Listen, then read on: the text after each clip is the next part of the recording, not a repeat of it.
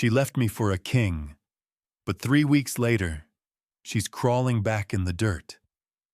Imagine opening your door at 2 a.m. to find the woman who destroyed your soul, shivering, bruised, and begging for mercy. Sophia thought she was trading my boring life for private jets and high-stakes adrenaline, but she didn't realize her new alpha was a monster living on borrowed time and stolen credit cards. She's not here for love. She's here because she just found something in Oliver's basement that made her realize she's not his girlfriend. She's his next victim. My phone is blowing up. The police are circling the block, and Sophia just whispered 5 words that change everything I thought I knew about our entire relationship.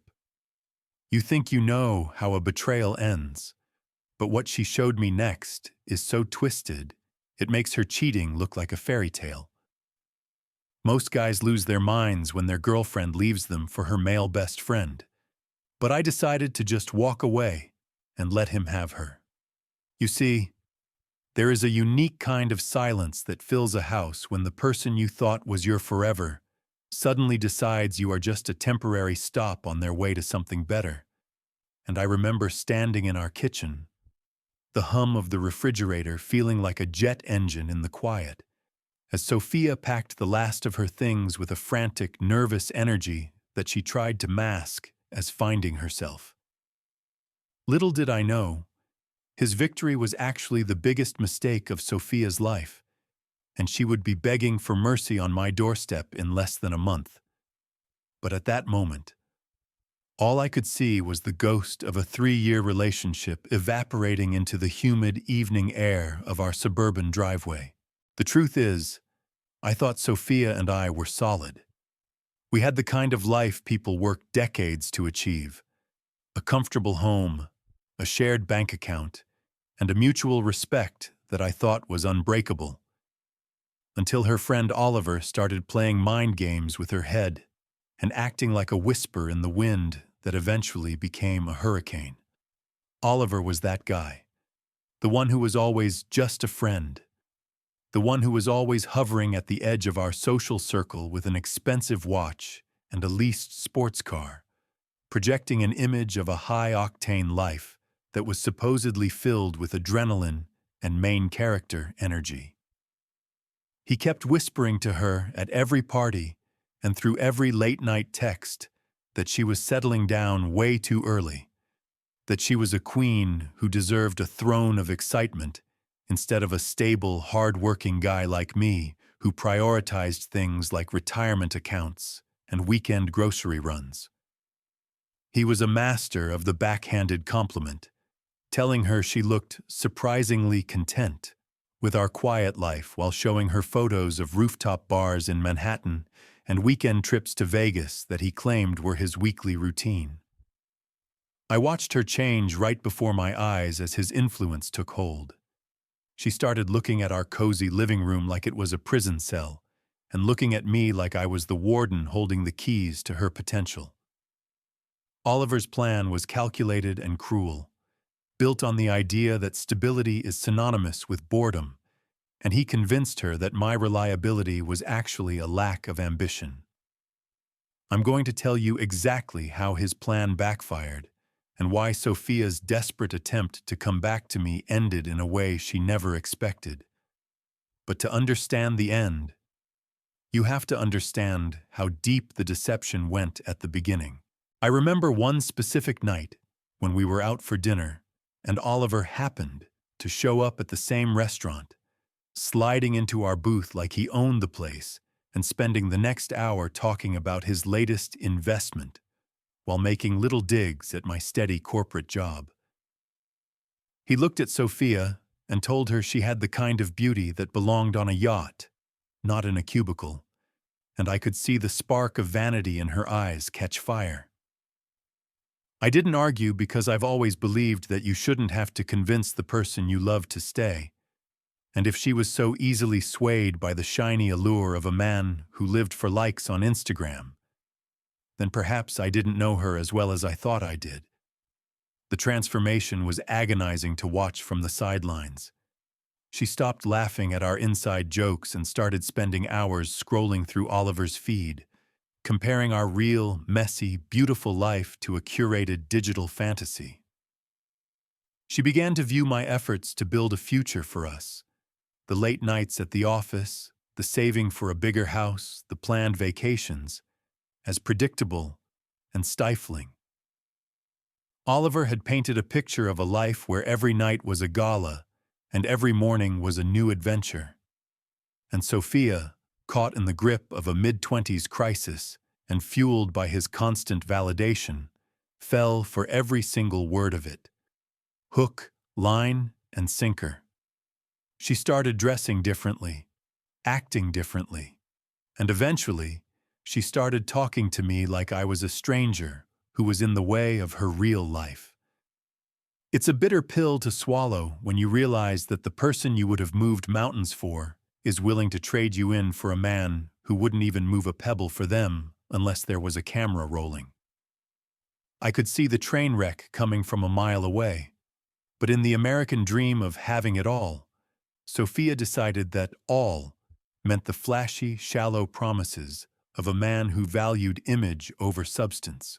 I spent those final weeks in a state of quiet observation, watching her pack her life into boxes and realizing that the woman I loved was already gone, replaced by a version of herself that I didn't recognize. When she finally walked out that door, she didn't look back, convinced that she was stepping into a movie trailer of a life, not realizing that the credits were already about to roll on the only real thing she ever had. I stood there on the porch, watching the taillights of her car fade into the distance, and instead of chasing her or calling her or begging for a second chance, I just took a deep breath of the cold night air and felt a strange, terrifying sense of peace. I knew that Oliver hadn't won a prize. He had won a person who was willing to abandon everything for a lie, and I knew that eventually the lie would fall apart because men like Oliver don't build lives. They build sets. I realized then that the best way to handle this wasn't to fight for someone who didn't want to be fought for, but to let the world show her exactly what she had traded away. As she drove off toward her exciting new future, I went back inside, locked the door, and started the process of reclaiming my own life, unaware that the countdown to her total collapse had already begun. Everything started feeling off a few months ago, when Oliver became a permanent fixture in our lives, moving from the periphery of Sophia's social circle to the center of our daily existence like an invasive species that you don't notice until it's already choked the life out of everything else. He wasn't just a friend anymore. He was like a shadow, a constant flickering presence that seemed to loom over every dinner, every movie night, and every private conversation we tried to have. It began with small things, like him dropping by with a bottle of expensive champagne just as we were settling in for a quiet Tuesday evening, or sending Sophia constant streams of TikToks and reels of luxury villas in Bali, or high-stakes poker games in underground Vegas clubs. He was always commenting on our plans and making little digs at how predictable I was, framing my stability as a lack of imagination and my dedication to my career as a sign of a small-town mind. He would sit on our sofa, legs crossed in his designer jeans that probably cost more than my monthly mortgage payment, and look around our living room with a smirk that said he knew a secret we didn't. He'd tell Sophia that I was holding her back from her potential, whispering into her ear at parties about how a girl with her spirit and her looks was meant for private jets and red carpets, not for waiting at home for a guy who was excited about a new lawnmower or a promotion in middle management. I started to see the shift in her eyes, a kind of glazed-over look that appeared whenever I talked about our 5-year plan or the new kitchen tiles we had been saving for. While I was focused on building a foundation, Oliver was posting photos of expensive cars he'd clearly rented for the day and club nights where he was surrounded by models and bottle service, acting like he was the king of the city and inviting Sophia into this world of neon lights and false promises. Every time she came back from hanging out with him, Sophia started pulling away, getting colder and more distant, her touch becoming clinical, and her smiles feeling like they were being forced through a filter of resentment. She stopped laughing at my jokes, the ones that used to make her double over until she couldn't breathe, and instead, she would just stare at her phone, her thumb scrolling incessantly through Oliver's curated life of hustle and luxury. She started questioning why we weren't doing more exciting things, asking why we were settling for a life of routines and responsibilities when there was a whole world out there that Oliver seemed to have the keys to. It was pretty clear that Oliver was painting a picture of a glamorous life that I supposedly couldn't provide, a life where money was infinite and consequences were non-existent, and Sophia was falling for every single word of it.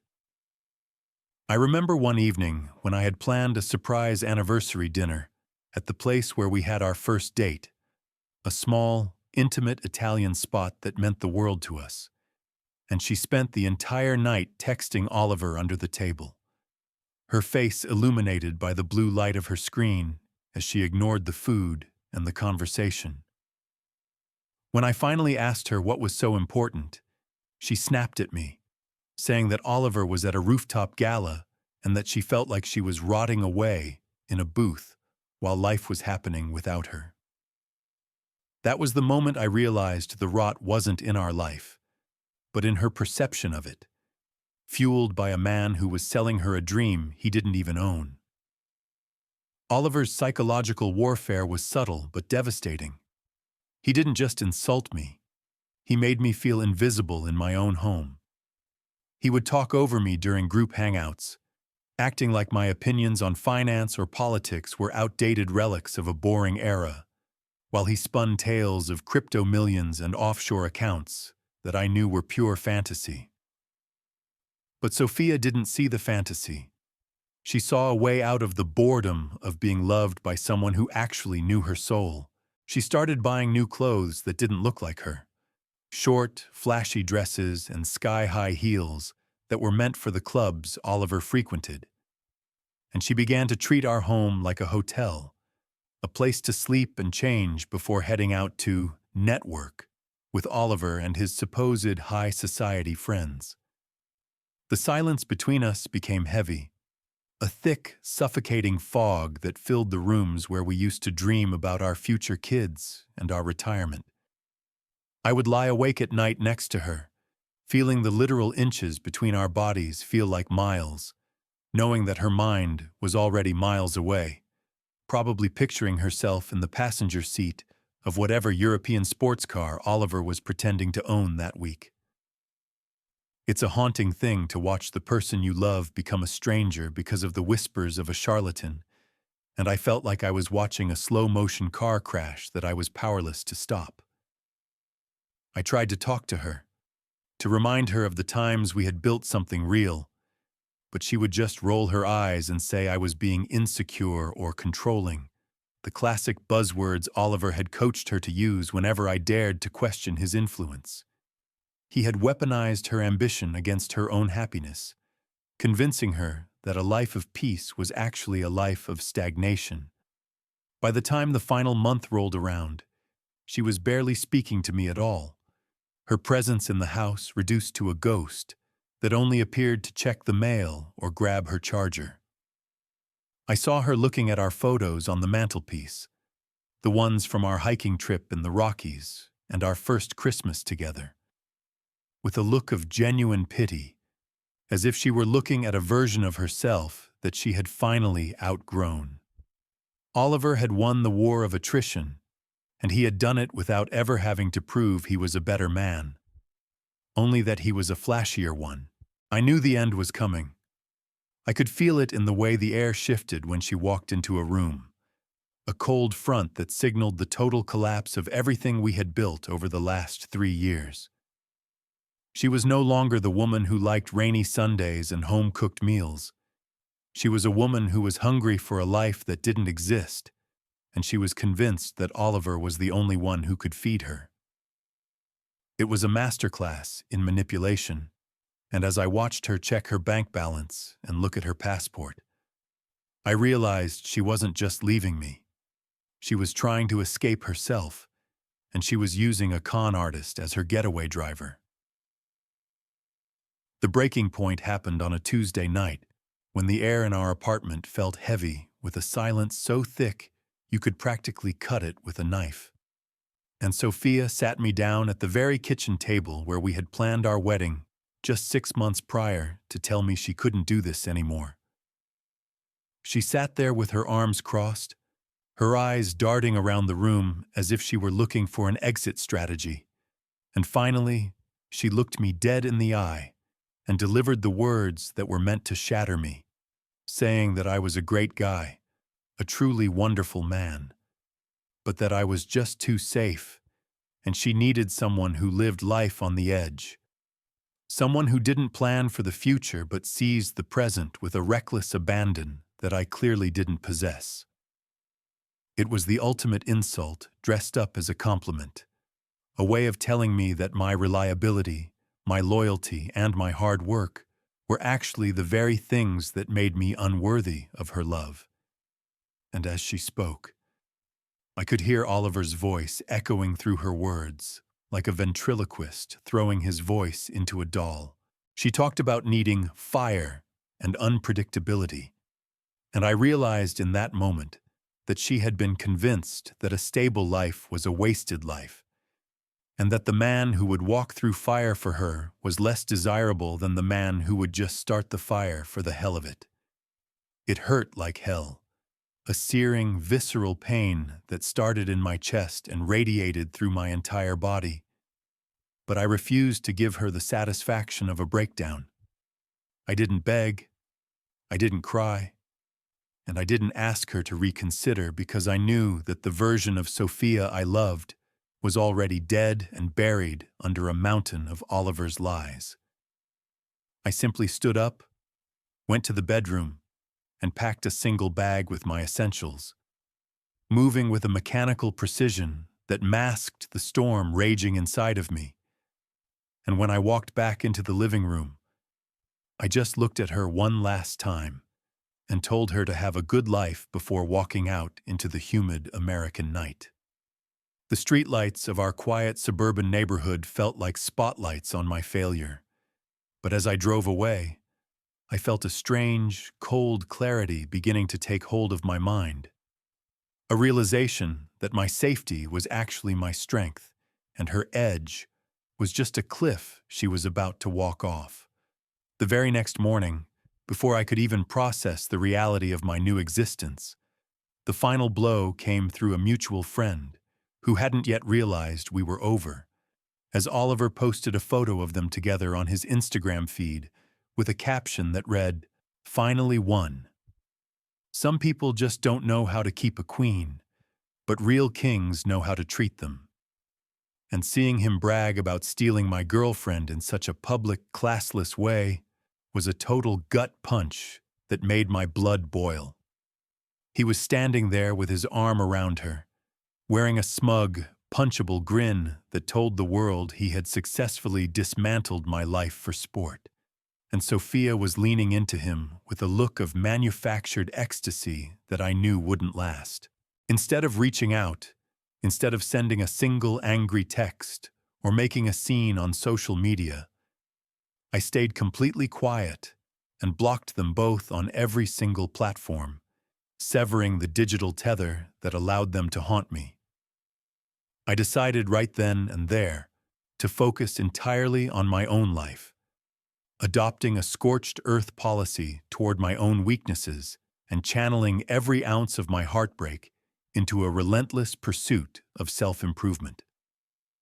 I started hitting the gym at 5 in the morning, pushing my body until my muscles screamed and my lungs burned, using the image of Oliver's smug face as the fuel for every extra rep and every mile on the treadmill. I transformed my pain into a physical discipline that I had never known before. watching my body change as I shed the safe exterior and replaced it with a hardened, athletic frame that reflected the steel developing in my soul. At work, I became a machine, taking on the projects that everyone else was too afraid to touch and staying late into the night to master the complexities of my industry, quickly becoming the go-to guy for the high-stakes deals that required the very stability Sophia had mocked.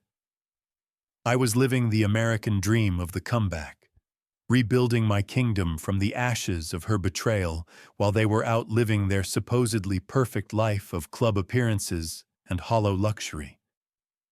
I stopped checking up on them, stopped wondering what they were doing, and started savoring the quiet power of my own growth, realizing that while they were busy performing for an audience of strangers, I was busy becoming a version of myself that was truly untouchable.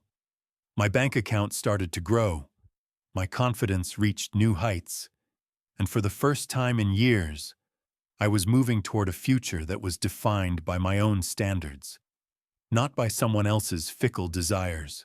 I spent my weekends hiking the rugged trails of the Appalachian Mountains or driving my new truck through the vast, open landscapes of the heartland, rediscovering the sense of adventure that Sophia claimed I lacked, but doing it on my own terms and for my own satisfaction. The sting of the Tuesday night breakup began to fade, replaced by a cold, calculating resolve. I knew that the world has a way of balancing the scales, and while I was climbing, they were merely treading water in a pool of debt and deception. I was becoming the man I was always meant to be, strong, successful, and entirely self-sufficient. And as the weeks turned into a month, I realized that her leaving wasn't a tragedy. It was the greatest promotion I had ever received. I was no longer the guy who was too safe. I was the guy who was too dangerous to be toyed with. And as I sat on my new balcony overlooking the city lights, I felt a deep, resonant sense of peace, knowing that I had won the only battle that actually mattered, the battle for my own respect. I was ready for whatever came next, knowing that the foundation I was building was made of granite, while the house they were living in was made of cards, and the wind was just starting to pick up. 3 weeks later, just as I was finally beginning to enjoy the quiet rhythm of my own company and the steady progress of my career, my phone started blowing up with restricted calls and long, rambling texts from an unknown number that shattered the peace of my Tuesday evening. I was sitting on my porch, watching the sunset over the horizon and reflecting on how much had changed in such a short amount of time, when the first vibration rattled the wooden table next to me. I ignored it at first, thinking it was just another telemarketer or a ghost from my professional past. But then the messages started pouring in. Great, jagged walls of text that were desperate, frantic, and filled with a raw, ugly honesty that I never expected to hear from her again. It was Sophia, and even without her name appearing on the screen, her voice jumped off the digital page like a scream for help. She was a complete wreck, her words tripping over themselves as she sobbed into her keyboard about how she had made the biggest mistake of her life, and how the world she had traded me for had turned into a living nightmare. It turned out that the exciting, high-octane life Oliver had promised was nothing more than a carefully constructed lie built on a mountain of credit card debt, predatory loans, and fake stories that were designed to lure her in and trap her.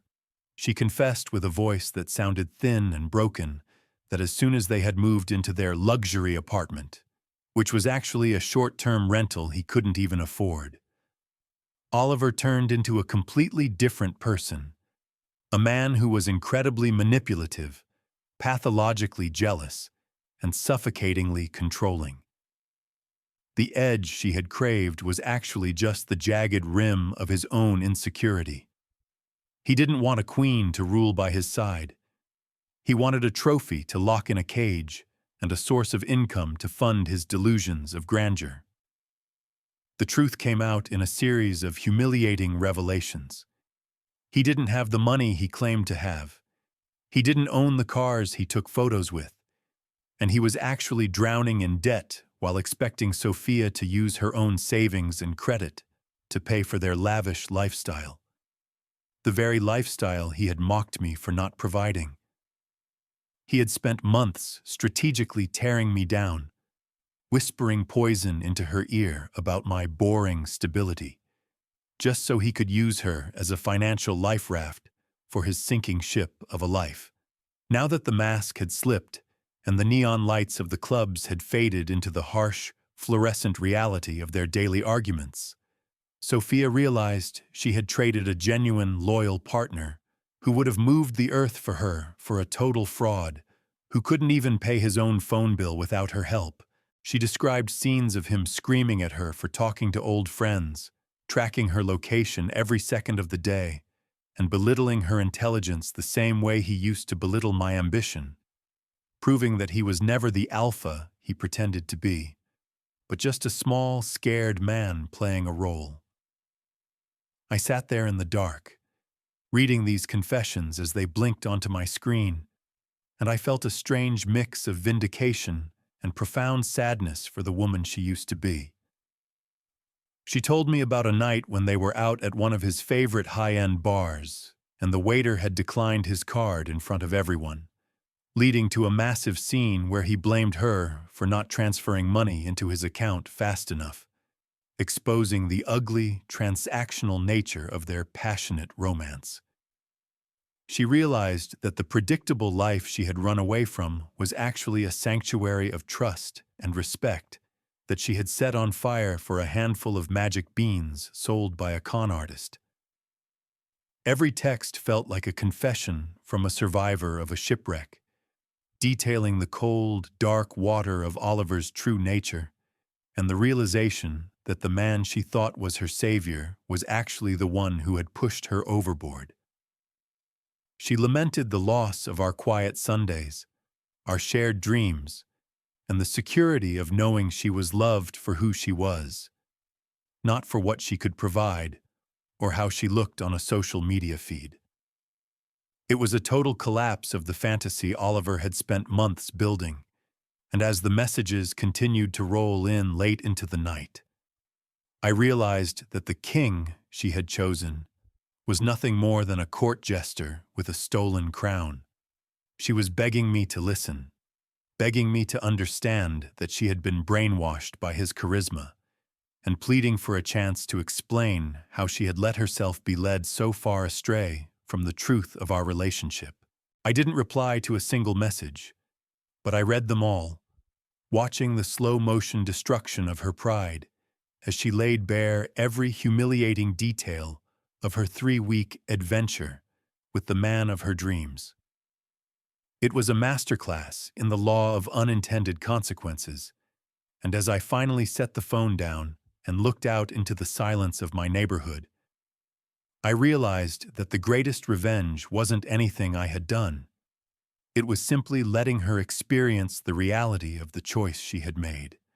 The American dream she thought she was chasing with Oliver was actually a pyramid scheme of the soul, and now that the bottom had fallen out, she was left with nothing but the debt of her own bad decisions and the haunting memory of the man who had actually loved her.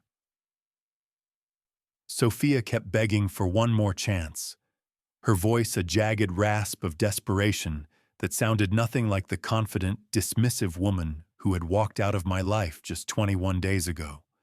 And as I sat there on my porch, the phone pressed to my ear, I could almost smell the smoke of the bridges she had so recklessly torched.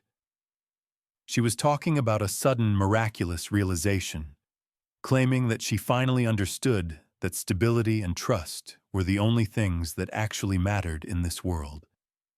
But to me, it sounded like the frantic rambling of a person who had realized the grass wasn't just greener on the other side.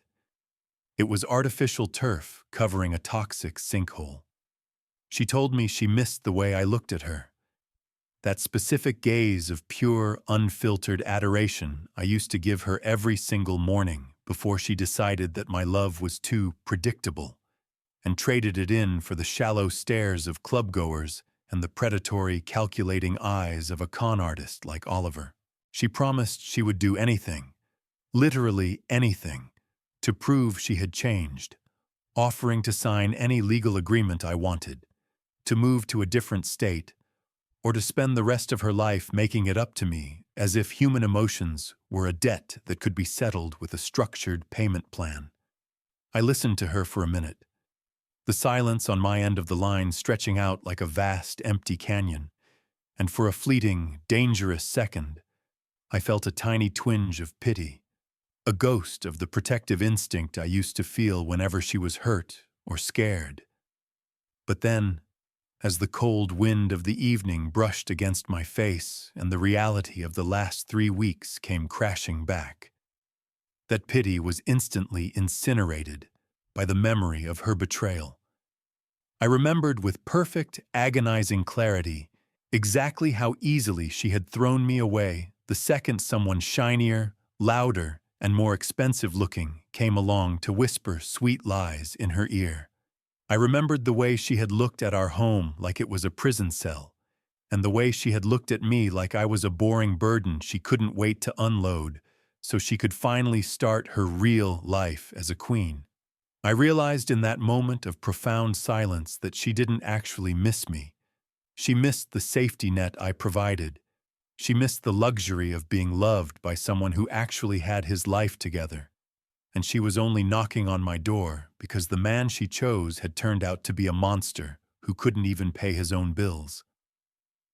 So I took a deep, steadying breath, centering myself in the hard-won strength I had built in those early morning gym sessions and the late-night office hours where I had reclaimed my own identity. And I told her with a voice as cold and unyielding as a mountain stream that I am not a backup plan for when her fantasies fall apart. I explained to her that life isn't a video game where you can just hit a reset button when you realize you've made a catastrophic choice that ruined your character's stats and left you with nothing. Once you break someone's trust to that degree, once you look at the person who would have died for you and tell them they aren't exciting enough for your new aesthetic, that bridge doesn't just burn, it vaporizes, leaving nothing but ash and empty space where a future used to be. She started sobbing then, a deep, ugly, visceral sound of total defeat that echoed through the speaker, asking me through her tears what she was supposed to do now that Oliver had systematically ruined her reputation among our friends, drained every cent from her bank account, and left her with a mountain of legal and financial problems that she had no hope of navigating on her own. She talked about the crushing weight of the shame she felt facing our families and the absolute terror of the debt collectors who were already calling her because she had co-signed for Oliver's fake lifestyle, acting as if I were the only person left in the universe who could save her from the fire she had started with her own 2 hands. I looked out at the distant lights of the city, feeling the weight of the phone in my hand and the absolute finality of the moment, and I realized that my empathy for her had a very clear expiration date, and that date had passed the second she stepped into Oliver's car and drove away without looking back. I didn't feel anger anymore, and I certainly didn't feel the need to shout or gloat. Instead, I felt a profound, echoing indifference that was far more powerful than any screaming match could ever hope to be. I simply told her that's a problem for her and her winner to solve, since he was the king who was supposed to give her the world and show her what living on the edge really looked like. And then I hung up. The click of the disconnect, feeling like the final bolt sliding into place on a door that would never, ever be opened again. I sat there in the darkness for a long time afterward, the silence of the American night wrapping around me like a well-tailored suit, and I felt a sense of peace that was so deep it was almost physical. I wasn't the guy who got dumped anymore. I was the guy who had survived the wreck, grown through the pain, and found a version of himself that didn't need a queen to feel like a man of substance. I poured myself a glass of expensive bourbon, the amber liquid catching the stray light from the street lamps, and I toasted to the future.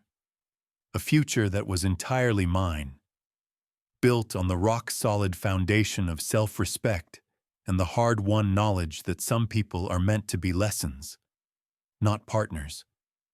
As I took a sip of the bourbon and listened to the quiet hum of the world, I knew that the story of us was finally over, and for the first time in my life, I was perfectly fine with being the one who walked away into the light, leaving the ghosts of the past to wander in the dark they had created for themselves.